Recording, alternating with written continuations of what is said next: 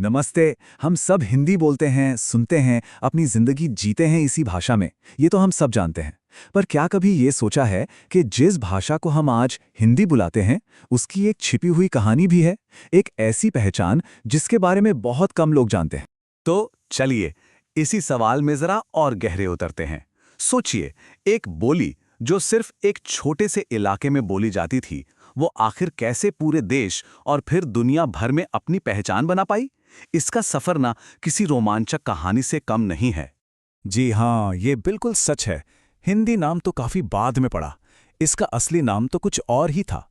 एक ऐसा नाम जो इसकी जड़ों और इसके कैरेक्टर को बताता है। तो आज हम इसी रहस्य से पर्दा उठाने वाले हैं। तो हमारी कहानी का जो हीरो है वो है खड़ी बोली। यही वो नींव है जिस पर आज की स्टैंडर्ड हिंदी की पूरी इमारत खड़ी हुई है। तो चलिए इसकी बुनियाद को समझते हैं। तो सबसे पहले ये जानना बहुत जरूरी है कि जिसे हम खड़ी बोली कहते हैं, उसका असली जो ऐतिहासिक नाम था वो था कौरवी, मतलब कुरु प्रदेश की बोली, यानी दिल्ली, मेरठ, आगरा और इसके आसपास के इलाके की। यही असल में आधुनिक हिंदी का सबसे शुरुआती रूप था। लेकिन फिर सवाल उठता है कि इसे खड़ी बोली क्यों कहा जाने लगा। ये अपने आप में एक बहुत ही दिलचस्प भाषाई पहेली है। खड़ी शब्द का आखिर मतलब क्या हो सकता है? भाषा वैज्ञानिकों के बीच ना ये एक बहुत बड़ा सवाल रहा है, और इस एक शब्द के पीछे कई सिद्धांत और तर्क छुपे हुए हैं। तो आइए इस भाषाई जासूसी का हिस्सा बनते हैं। तो अब देखिए, मजे की बात यह है कि हमारे पास एक नहीं बल्कि 4 अलग-अलग थ्योरीज हैं। कुछ कहते हैं कि इसका साउंड ना थोड़ा खड़ा खड़ा है, मतलब थोड़ा कर्कश, खासकर जब हम इसे ब्रज भाषा की मिठास से कंपेयर करते हैं। दूसरों का मानना है कि खड़ी असल में खरी है, मतलब प्योर। एक और नजरिया है कि ये अंग्रेजी के स्टैंडर्ड शब्द का ही ट्रांसलेशन है। और चौथी थ्योरी, जो काफी मजेदार है, वो इसके उच्चारण की सीधी प्रकृति से जुड़ी है, जो इसकी एक बड़ी पहचान है। और सुनीति कुमार चटर्जी की थ्योरी इसी सबसे बड़ी खासियत पर फोकस करती है। देखिए, खड़ी बोली को कहते हैं आकारांत, मतलब ज्यादातर शब्द आ की ध्वनि पर खत्म होते हैं, जैसे आया, गया, खाया। एकदम सीधी, सपाट, खड़ी आवाज। और इसकी जो सबसे बड़ी राइवल थी ब्रज भाषा, वो थी ओकारांत। वहां शब्द खत्म होते हैं ओ पर।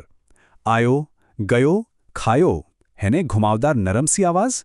तो यही फर्क हो सकता है इसके नाम की वजह बना हो। एक तरफ सीधी बात और दूसरी तरफ वो मीठा, मुलायम अंदाज। तो ये तो हो गई नाम और उसकी विशेषताओं की बात। लेकिन सवाल अभी वहीं का वहीं है कि ये खास बोली कौरवी दूसरी बड़ी बोलियों जैसे अवधी और ब्रज को पछाड़कर टॉप पर कैसे पहुंच गई। इसका जवाब ना लिंग्विस्टिक्स के एक बेसिक रूल में छिपा है। कोई भी बोली अपनी ग्रामर या शब्दों की वजह से बेहतर नहीं होती। वो एक भाषा तब बनती है जब उसे सत्ता का साथ मिलता है, जब वो एडमिनिस्ट्रेशन और लिटरेचर की भाषा बन जाती है। और ये स्लाइड बहुत ही अच्छे से दिखाती है कि ये सब हुआ कैसे। देखिए, दिल्ली सल्तनत के टाइम ये एक लिंक लैंग्वेज बनी। फिर 1801 में फोर्ट विलियम कॉलेज ने इसे गद्य यानी प्रोज लिखने के लिए प्रमोट किया।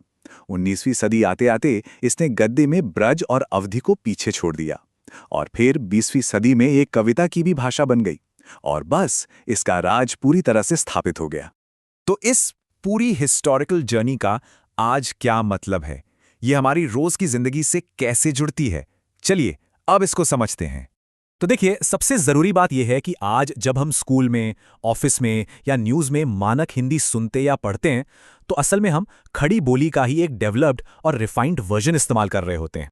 तो अगर पूरी कहानी को शॉर्ट में समझें तो वो कुछ ऐसी है। एक रीजनल बोली थी कौरवी।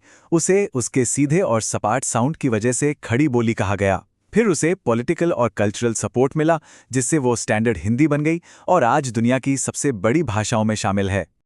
और ये पूरा सफर हमें एक बहुत ही मजेदार सवाल पर लाकर छोड़ देता है। जरा सोचिए, अगर खड़ी बोली की जगह ब्रज भाषा या अवधी को सत्ता का साथ मिला होता, तो आज हमारी हिंदी का रूप कैसा होता? हमारी बातचीत, हमारा लिटरेचर, सब कुछ कितना अलग होता। भाषा और इतिहास का ये रिश्ता सच में सोचने पर मजबूर कर देता है।